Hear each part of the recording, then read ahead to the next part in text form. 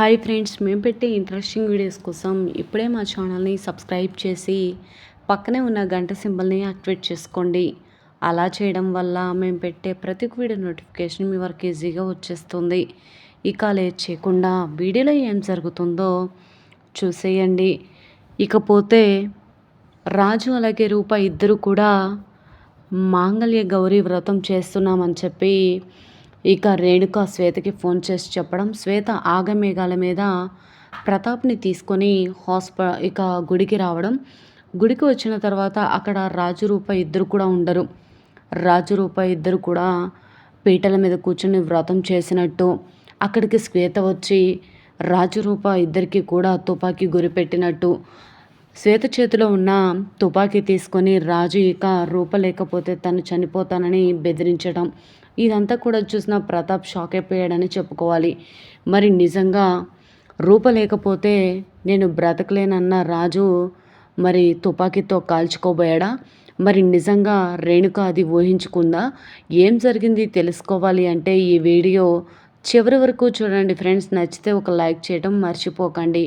ఇక లేట్ చేయకుండా వీడియోలో ఏం జరుగుతుందో చూసేయండి.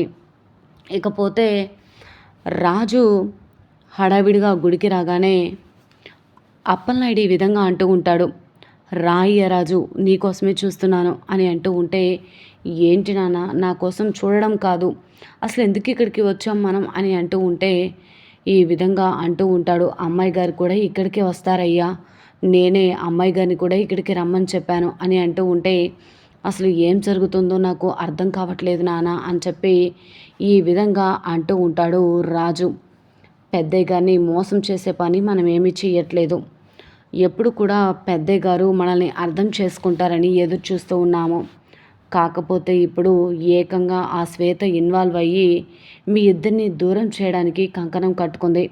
అలాంటి శ్వేతని మన నుంచి తరిమి కొట్టాలి అంటే ఖచ్చితంగా ఇలా చేయక తప్పదయ్యా అని చెప్పి ఈ విధంగా అంటూ ఉంటే, అసలు నువ్వు ఏం చెప్తున్నావో నాకు అర్థం కావట్లేదు నాన్న. శ్వేతకి ఎంత చెప్పినా అర్థం కావట్లేదు. ఎంత చెప్పినా సరే తను మన మాట వినట్లేదు. అమ్మ అలాగే శ్వేత ఇద్దరు ఒక్కటయ్యి నన్ను అమ్మాయి గారిని ప్రతిసారి కూడా విడదీయాలనే ఆలోచనకి వస్తున్నారు. ఇప్పుడు వాళ్ళకి తగ్గట్టు పెద్దయ్య గారు కూడా అమ్మాయి గారిని నన్ను విడదీస్తానని మాట ఇచ్చారు. అసలు ఏం చేయాలో నాకు అర్థం కావట్లేదు నాన్న, నాకు ఏమీ పాలుపోవట్లేదు అని చెప్తూ ఉంటే, అందుకే మంగళగౌరి వ్రతం నువ్వు అమ్మాయి గారు ఇద్దరు కూడా కలిసి చేస్తే ఖచ్చితంగా ఆ దేవుడి దయ మీ పైన ఉంటుంది అని చెప్పగానే ఏం చేయాలో అర్థం కాక అలానే సైలెంట్గా ఉండిపోతుంది. వెంటనే ఇక రాజు ఇలా అంటూ ఉంటాడు, సరేనా అనగానే అప్పుడే రూప ఇక ఆటోలో నుంచి దిగుతుంది. అదిగోయ్యా అమ్మాయి గారు కూడా వచ్చారు పద అని చెప్పేసి తీసుకొని వస్తూ ఉంటే వెంటనే రాజు ఇలా అంటూ ఉంటాడు, అమ్మాయి గారు వచ్చారా రండి అనగానే, ఏంటండి ఏం జరుగుతుంది ఇక్కడ అని చెప్పి అప్పలనాయుడితో రూప అంటూ ఉంటుంది. వెంటనే అది కాదమ్మా, మీ నాన్నని నిన్ను దూరం చేసే పని ఏమీ చెయ్యను.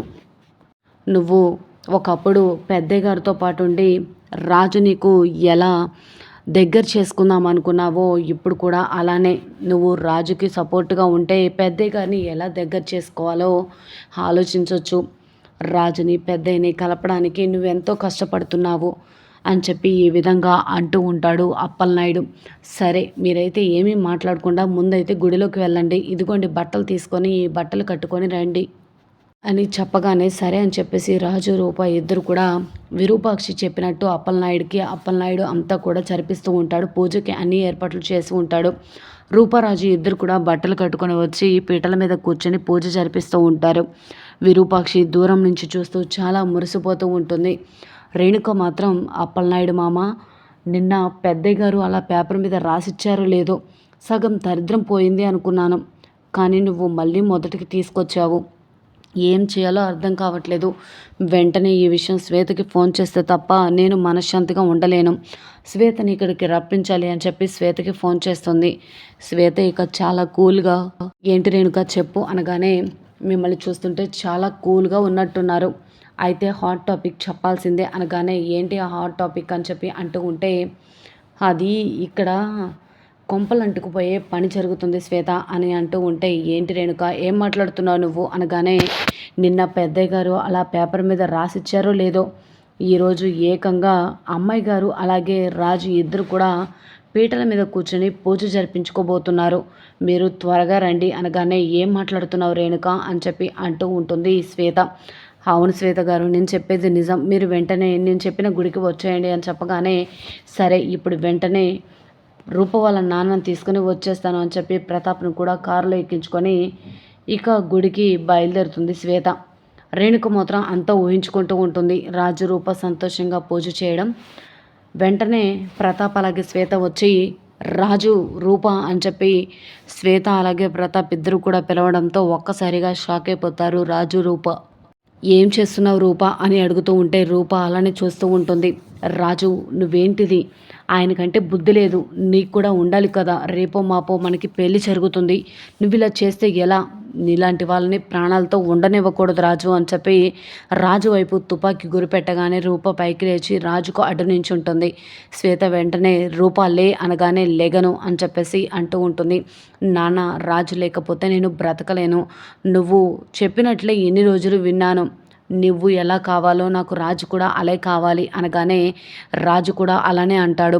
పెద్దయ్య గారు, అమ్మాయి గారు లేకుండా ఇక బ్రతకడం కష్టం, నేను అమ్మాయి గారు కలిసి బ్రతకాలంటే మమ్మల్ని ఇలా వదిలేయండి, అర్థం చేసుకుంటే అర్థం చేసుకోండి అని చెప్పి అంటూ ఉంటాడు.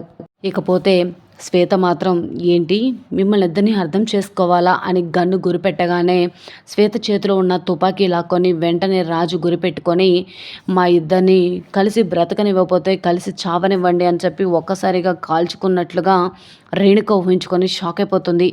అప్పుడే ఇక రేణుక పెళ్లి చేసుకున్న గొర్రె వచ్చి ఏంటి రేణుక, ఎవరి గురించి ఆలోచిస్తున్నావు, కట్టుకున్న భర్త గురించి ఒక్కనాడు ఆలోచించవు, కానీ జరగనివన్నీ ఊహించుకుంటూ ఎంతో బాధపడతావు అని చెప్పి అంటూ ఉంటే హే నువ్వు ఇక్కడ ఎందుకు వచ్చావు, నువ్వు వెళ్ళిపో అని అంటూ ఉంటే నేను వెళ్ళిపోవాలా, ఎందుకు వెళ్ళిపోవాలి రేణుక, నేనేం తప్పు చేశానని, అయినా నువ్వు అందరి గురించి ఆలోచిస్తున్నావు, నా గురించి తప్ప అని చెప్పి అంటూ ఉంటే నీ గురించి ఆలోచించాల్సిన అవసరం నాకు లేదు, ముందు ఇక్కడ నుంచి వెళ్తావా వెళ్ళవా అని చెప్పి ఈ విధంగా అంటూ ఉంటే నీకు ఎంత చెప్పినా అర్థం కాదా అని చెప్పేసి రేణుక ఇక గొర్రె వెంట పరిగెడుతూ ఇక బయటికి వచ్చేస్తారు.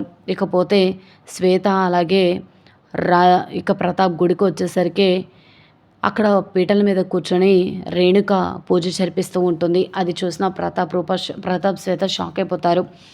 ఏంటి ఏంటి ఇక్కడేం చేస్తున్నావు రేణుక, నువ్వేం పూజ చేస్తున్నావు అనగానే వెంటనే ఇక రేణుక అలానే చూస్తూ ఉంటుంది. అంటే నీకు ఇంకా దోషాలు పోలేదా, ఇంకా ఈ పూజలు జరిపిస్తూనే ఉన్నావా అనగానే ఏం మాట్లాడాలో అర్థం కాక అలానే ఉండిపోతుంది రేణుక. ఇకపోతే రేణుక పెళ్లి చేసుకున్న గొర్రె కూడా అలానే చూసి నవ్వుతూ ఉంటుంది. ఇక వెంటనే ప్రతాప్ ఇలా అంటూ ఉంటాడు, చూసావా అమ్మ, ఇక్కడ ఎవ్వరూ లేరు, రాజు రూప పూజ జరిపిస్తున్నారని చెప్పి హడావిడిగా తీసుకొచ్చావు, నువ్వే జరగని వాటికి జరిగినట్లుగా భ్రమపడుతున్నావు, నువ్వు అనుకున్నట్లు ఏది జరగట్లేదు అని చెప్పి అనగానే లేదంకోల్ అని చెప్పి రేణుక వైపు చూస్తూ ఉంటారు. రేణుక వైపు చూడగానే ఒక్కసారిగా కోపం వస్తుంది శ్వేతకి.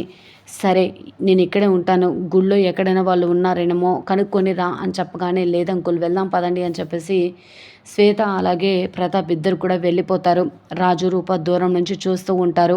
మరిక నిజంగా రాజు రూప ఇద్దరు కూడా ఏం చేయబోతున్నారు, మరి ఏం జరుగుతుంది?